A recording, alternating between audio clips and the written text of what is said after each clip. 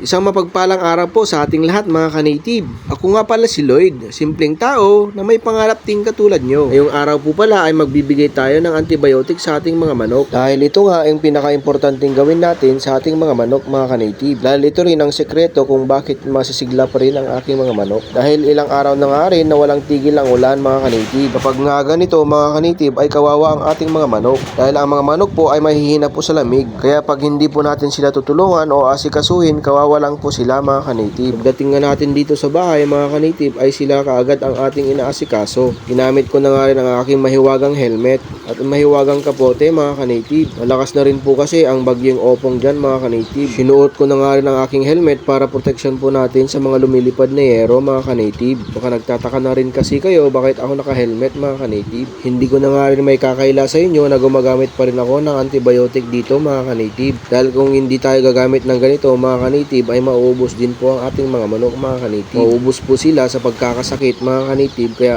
ito ang paraan natin para hindi sila magkasakit. May natural naman na paraan kung paano natin gamutin ang ating mga native chicken mga ka-native. Kaya lang po mga ka-native, mabagal po ang paggaling ng ating mga manok. Kaya nga po mga ka-native ay itong alternatibong paraan na paggamot ay mas mabilis po siyang gagaling mga ka-native. Ito rin po talaga ang sikreto ng mga nagmamanok mga ka-native. At depende rin po talaga kung anong mas nakakagaan sa inyo mga ka-native. Isa rin po talaga sa sekreto ng ating pagmamanog ay yung prevention mga ka-native. Sabi nga nila mga ka-native, prevention is better than cure mga ka-native. At isa pa sa mga dahilan kung bakit natin ginagawa yan mga ka-native at para dumami pa ang ating mga manok at para dumami ang ating mga ibenta. Isa na nga rin talaga sa pangarap natin ay dumami ang ating mga manok at para lumaki ang ating negosyo mga ka-native. Para saan pa ang ating pangarap kung hindi natin papalakihin mga ka-native? Pangarap ko nga din talaga magkaroon ng farm mga ka-native. Pero gawa nga ng maliit na puhunan mga ka-native ay nagsisimula pa lang tayo mga ka-native. Bawat araw nga dito mga ka-native, bawat pagkain na ating binibigay at bawat pawis mga ka-native, kahit papano mga ka-native ay meron tayong natututunan mga ka-native. Kahit papano mga ka-native, pag nakikita natin silang masigla mga ka-native, tamang-tama na yun na gamot ng ating mga pagod mga ka-native. Napanghihinahan din tayo ng loob kasi mga ka-native pag may nakikita tayong namamatay mga ka-native. Kaya sa paraang ito mga ka-native ay naiiwasan natin yung pagkakasakit ng ating mga manok. Alam ko rin mga ka-native, kapag may tiyaga, may tinola mga ka-native. Ang pagiging magsasaka nga talaga mga ka-native ay kailangan mo ng sipag at tiyaga mga ka-native. At sasamahan na rin natin yan ng pagmamahal, diskarte at puhunan mga ka-native. At pag nagsama-sama yan mga ka-native, tsak, ang negosyo mo ay aangat din balang araw mga ka-native. Kaya mga ka-native, tis-tis na lang muna tayo mga ka-native. Papasan pa ang ating negosyo kung hindi papalaki mga ka-native.